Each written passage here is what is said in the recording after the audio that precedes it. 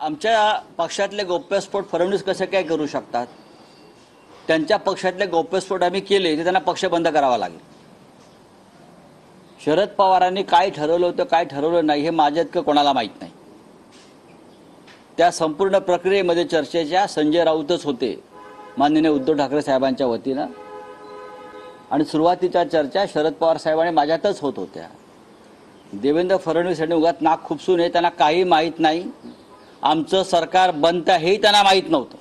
2.5 वर्ष तुम्ही शिवसेनेतल्या एका गद्दाराला मुख्यमंत्री केलं, पण शिवसेनेबरोबर तुमची युती असताना 25 वर्ष तुम्ही शिवसेनेचा मुख्यमंत्री करण्यास नकार दिलात.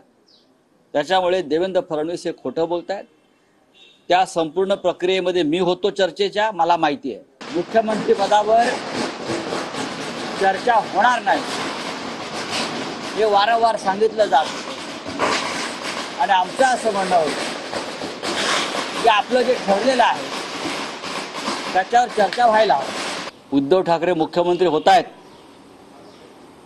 हे जेव्हा त्यांना समजलं की आमचं सरकार येत आहे, त्यांना असं वाटलं शिवसेना काय करणार, आपल्या पायाशीच येणार,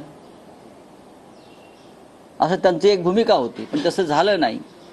राजकारण शिवसेनेला येतं, आणि तुम्ही जो आमचा अपमान केलात मुख्यमंत्रीपद नाकारून, ते मुख्यमंत्रीपद आम्ही तेव्हा घेतलं. ठीक आहे, तुम्ही आमच्यामध्ये गद्दार निर्माण करून सरकार पाडलं ते वगैरे ठीक आहे, आणि शरद पवार साहेबांनी असेल किंवा काँग्रेस पक्षाने असेल हे सरकार आणि हे मुख्यमंत्रीपद 5 वर्ष टिकवायचं अशी कमिटमेंट होती त्यांची. देवेंद्र फडणवीस यांना खोटं बोलण्याचा रोग लागलेला आहे गेल्या 2.5-3 वर्षापासून, आणि महाराष्ट्राचं नुकसान त्याच्यामुळे